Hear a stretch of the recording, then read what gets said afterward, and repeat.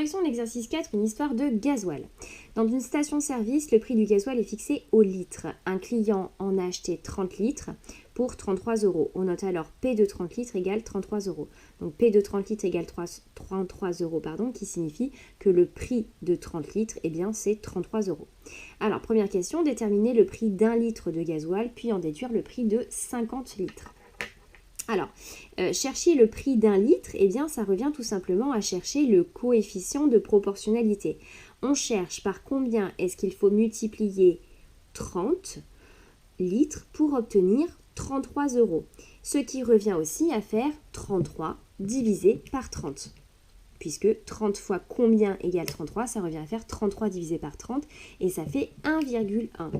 Il faut donc multiplier par 1,1 € par litre. Et ce coefficient de proportionnalité, eh bien, il nous donne le prix à l'unité, le prix d'un litre. Donc ici, le prix d'un litre, c'est 1,1 €, 1,10 €. Et ici, je vais renoter 1,1. Bon, une fois qu'on a trouvé notre coefficient de proportionnalité, pour connaître le prix de 50 litres, eh bien, tu vois, ici, si on a 50 fois plus de litres, on paiera 50 fois plus cher. Donc, on a juste ici à multiplier 1,1 par 50. Multiplié par 50, ça revient à multiplier par 10, puis après par 5. 1,1 fois 10, ça fait 11, et 11 fois 5, 55. Donc, le prix de 50 litres, c'est 55 €. Question 2. Un client a acheté pour 68,2 € de gasoil. Quelle quantité cela représente-t-il? Alors, cette fois-ci, on connaît le prix et il va falloir retrouver la quantité. Alors, dans un sens, je multiplie par 1,1. Moi, je cherche maintenant, eh bien, ce coefficient-là, c'est-à-dire le coefficient qui me permet de passer du prix à la quantité. Alors, on peut se resservir des exemples qu'on a fait avant. Je cherche par combien est-ce qu'il faut que je multiplie 55 pour obtenir 50. Autrement dit, c'est le résultat de 50 divisé par 55. Alors là, tu vois que le coefficient de proportionnalité, il tombe pas juste. Alors, plutôt que de faire un arrondi et de prendre ici 0,91, je vais laisser ce résultat-là.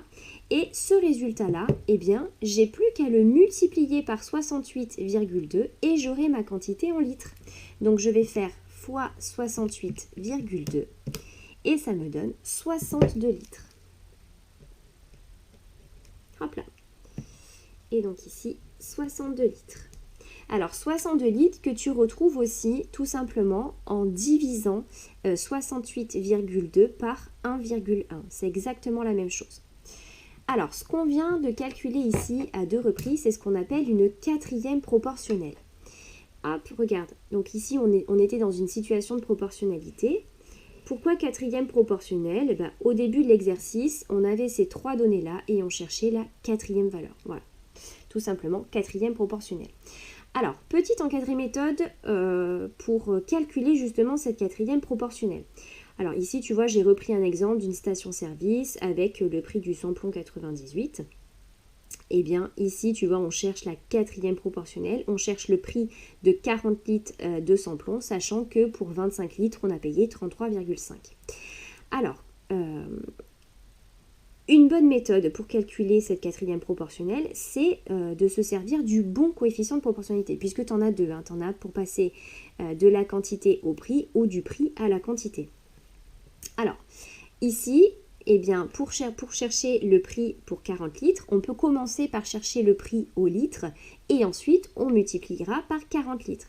Pour chercher le prix au litre, ça revient exactement à calculer le coefficient de proportionnalité, c'est-à-dire on cherche par combien est-ce qu'il faut multiplier 25 litres pour obtenir 33,5 €, ce qui revient à faire 33,5 € divisé par 25 litres et ce qui nous donne 1,34 € par litre.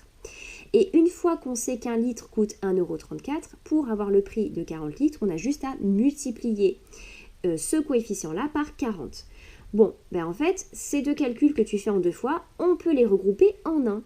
Ce qui revient à faire 40 fois 33,5 divisé par 25. C'est ce qu'on appelle aussi le produit en croix. Et je t'ai refait un autre exemple ici. On peut ici déterminer tu peux commencer par chercher le coefficient de proportionnalité, c'est-à-dire quelle quantité tu as pour 1 euro.